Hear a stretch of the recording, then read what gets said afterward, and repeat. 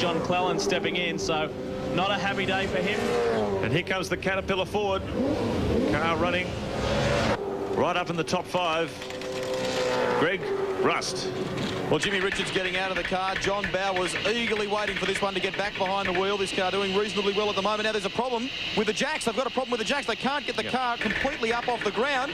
The boys are diving for the gas at the moment, trying to pump some more air through it so they can actually get those air jacks up and get the car off the ground. They can't do that at the moment, so they haven't completed the tyre stop. Problems with the fuel as well. Oh, there's been a flame. There's a flame here. Goodness me, that happened very suddenly. The boys took the vent bottle out of the back of the car. Officials very smartly are on top of this, and what happened, the guy who was pumping the fuel into the car, goodness me, I was right near that.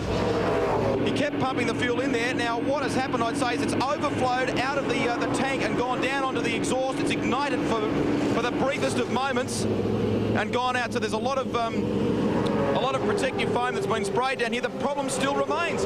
58 seconds gone. They can't get this car off the ground and they can't change the tyres. That is disastrous. Despite the obvious danger, they were well placed, and that was a very scary moment for the Cat Ford team.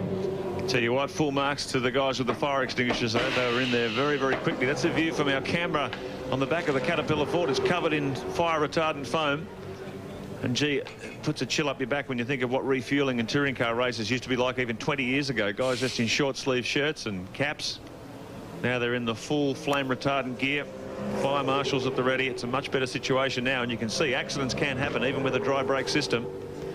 And everyone very lucky to get out of that one. But John Bowe, problems with the pneumatic system on the jacks. They can't get the car into the air. If they can't get into the air, they can't change tyres.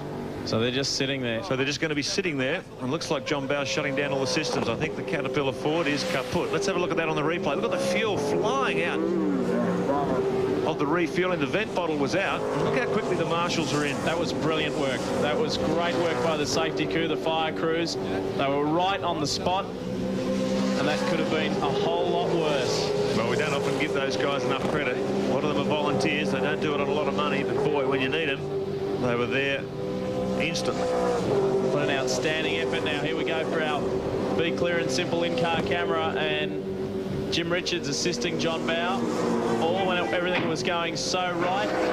This is when it happened. This is the replay. Gosh. And look at the flames at the back there. John Bowe wouldn't know anything about it at the moment. No. He's there belting up. He was looking down at his lap belts when the fire erupted. Now he's wondering where the hell all this smoke's coming from. That was a very, very dicey situation that was brought under control very quickly, thankfully, for everyone involved. Back to live pictures now. Joining us in the commentary is Shell Helix Ford driver Paul Radisich. Paul, scary moment. Yeah, absolutely. It just shows you how fast things can get out of control.